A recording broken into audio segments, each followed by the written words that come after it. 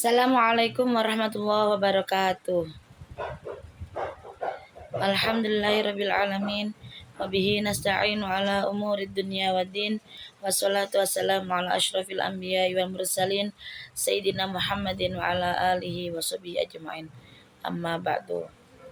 Yang kami hormati kepada Bapak dosen mata kuliah Cirebon Studies Bapak Heru Prayuko. Di sini saya Sertanisi akan membacakan atau mereview tugas Cirebon Studies yang ketiga yang bertema tentang Cirebon era Syekh Syarif Hidayatullah. Syekh Sunan Gunung Jati atau Syarif Hidayatullah adalah satu-satunya wali yang menyebarkan agama Islam di Jawa Barat. Sunan Gunung Jati dilahirkan tahun 1448 Masehi. Ayahnya adalah Syarif Abdullah bin Nur Alam bin Jamaluddin Akbar, seorang mubalik dan musafir besar dari Gujarat, India yang sangat dikenal sebagai Syekh Maulana Akbar bagi kaum sufi di tanah air. Syekh Maulana Akbar adalah putra Ahmad Jalal Shah, putra Abdullah Khan, putra Abdullah Malik, putra Alwi, putra Syekh Muhammad Shahib Mirbat, ulama besar di Hadramaut, Yaman yang silsilahnya sampai kepada Rasulullah melalui cucunya Imam Husain. Sedangkan ibu Sunan Gunung Jati adalah Nyai Rara Santang, Syarifah Muda'im, yaitu putri dari Sri Baduga Maharaja Prabu Siliwangi dari Nyai Subang Larang, dan merupakan adik dari Kian Santang atau Pangeran Walang Sungsang yang bergelar Cakrabuana atau Cakrabumi atau Mbah Kuwu Cirebon Girang yang berguru kepada Syekh Datuk Kafi, seorang mubali asal Baghdad bernama asli Idafi Mahdi bin Ahmad. Pada masa remajanya, Sunan Gunung Jati berguru kepada Syekh Tajuddin Al-Kubri dan Syekh atau Ilahi Sadhi di Mesir. Kemudian ia ke Baghdad untuk belajar tasawuf. Pada usia 20 tahun, Syarif Hidayatullah pergi ke Mekah untuk menuntut ilmu. Setelah selesai menuntut ilmu pada tahun 1470, dia berangkat ke Tanah Jawa untuk mengamalkan ilmunya. Di sana, Syarif Hidayatullah muda bersama ibunya disambut gembira oleh Pangeran Cakrabuana. Syarif Hidayatullah dan ibunya Syarif Muda'im datang di negeri Caruban Larang, Jawa Barat pada tahun 1475. Sesudah mampir terlebih dulu di Gujarat dan Pasai untuk menambah pengalaman. Kedua orang itu disambut gembira oleh Pangeran Cakrabuana dan keluarganya.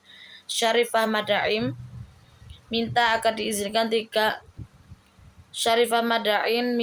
diizinkan tinggal di Pasembangan Gunung Jati, dan di sana mereka membangun pesantren untuk meneruskan usahanya Syekh Datuk Latif, gurunya Pangeran Cakrabuana. Oleh karena itu, Syarif Hidayatullah dipanggil Sunan Gunung Jati. Lalu ia dinikahkan dengan putri Cakrabuana, Nyi Pakungwati.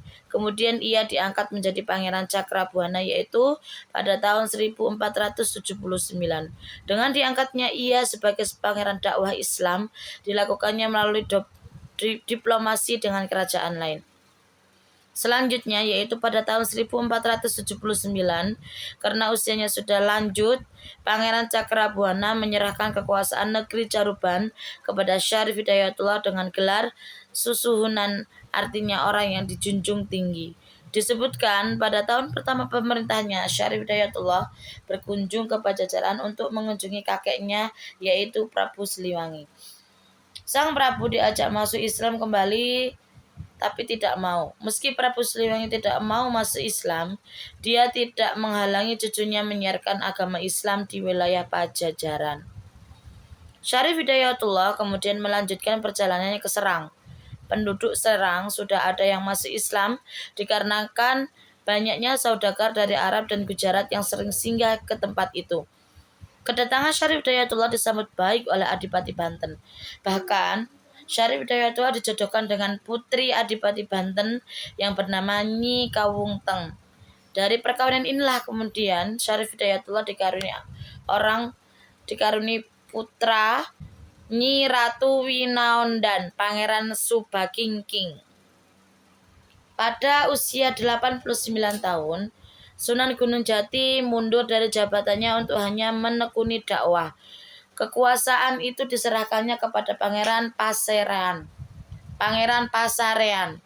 Pada tahun 1568 Masehi, Sunan Gunung Jati wafat dalam usia 120 tahun. Di Cirebon, Cirebon, ia dimakamkan di daerah Gunung Sembung, Gunung Jati, sekitar 15 km sebelum kota Cirebon dari arah barat. Cara penyebaran Islam Sunan Gunung Jati. Dalam penyebaran agama Islam di Tanah Jawa, Sunan Gunung Jati tidak bekerja sendirian. Sunan Gunung Jati sering ikut bermusyawarah dengan anggota wali lainnya di Masjid Demak. Bahkan disebutkan beliau juga membantu berdirinya Masjid Demak. Dari pergaulannya dengan Sultan Demak dan para wali lainnya, ini akhirnya Syarif Hidayatullah mendirikan Kesultanan Pakungwati di Cirebon, dan ia memproklamirkan diri sebagai raja yang pertama dengan gelar Sultan. Pada era Syarif Hidayatullah atau lebih dikenal dengan gelar Sunan Gunung Jati, dapat dikatakan sebagai era keemasan Golden Age perkembangan Islam di Cirebon. Sebelum Syarif Hidayatullah, Cirebon dipimpin oleh Pangeran Cakrabuana, merupakan rintisan pemerintahan berdasarkan asas Islam. Dan setelah Syarif Hidayatullah, pengaruh para pengasuh Cirebon masih berlindung di balik kebesaran nama Syarif Hidayatullah. Dengan berdirinya kesultanan tersebut, Cirebon tidak lagi mengirim upeti kepada Pajajaran yang biasanya disalurkan lewat Kadipaten Galuh. Tindakan ini dianggap sebagai pembangkangan oleh Raja Pajajaran. Raja Pajajaran tak peduli siapa yang berdiri di balik Kesultanan Cirebon itu. Maka dikirimkannya pasukan prajurit pilihan yang dipimpin oleh Ki Jagabaya. Tugas mereka adalah menangkap Sunan Gunung Jati yang dianggap lancang mengangkat diri sebagai raja tandingan Pajajaran. Tapi usaha ini tidak berhasil. Ki Jagabaya dan anak buahnya malah tidak kembali ke Pajajaran. Mereka masuk Islam dan menjadi pengikut Sunan Gunung Jati. Dengan bergabungnya prajurit dan perwira pilihan ke Cirebon, maka makin bertambah besarlah pengaruh Kesultanan Pakungwati. Daerah-daerah lainnya seperti Surantaka, Japura, Wanagiri, Telaga, dan lain-lain menyatakan diri menjadi wilayah Kesultanan Cirebon. Lebih-lebih dengan diperluasnya pelabuhan Muara Jati, makin bertambah besarlah pengaruh Kesultanan Cirebon. Sebagai anggota Wali Songo, dalam berdakwahnya Sunan Gunung Jati menerapkan berbagai metode dalam proses Islamisasi di Tanah Jawa. Adapun ragam metode dakwahnya yakni menggunakan metode Mau'izatul Hasanah wa Mujadalah billati ya ahsan. Selain itu, metode Al-Hikmah sebagai sistem dan cara berdakwah para wali yang merupakan jalan kebijaksanaan yang diselenggarakan secara populer. Sensasional. Cara ini mereka pergunakan dalam menghadapi masyarakat awam. Dengan tata cara yang amat bijaksana, masyarakat awam itu mereka hadapi secara massal. Kadang-kadang terlihat sensasional bahkan ganjil dan unik sehingga menarik perhatian umum. Ketiga, yakni metode tadarruj atau tarbiyatul ummah dipergunakan sebagai proses klasifikasi yang disesuaikan dengan tahap pendidikan umat agar ajaran Islam dengan mudah dimengerti oleh umat dan akhirnya dijalankan oleh masyarakat secara merata.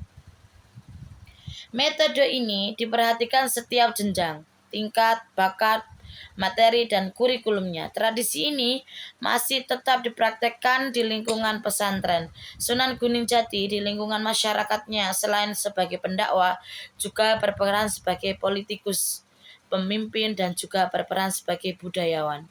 Pemilihan Cirebon sebagai pusat aktivitas dakwahnya Sunan Gunung Jati tidak dapat dilepaskan hubungannya dengan jalur perdagangan. Demikian juga telah dipertimbangkan dari aspek sosial, politik, ekonomi, nilai geostrategis, geopolitik, dan geoekonomi yang menentukan keberhasilan penyebaran Islam selanjutnya.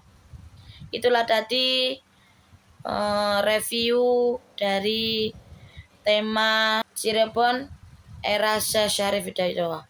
Kurang dan lebihnya saya mohon maaf yang sebesar-besarnya.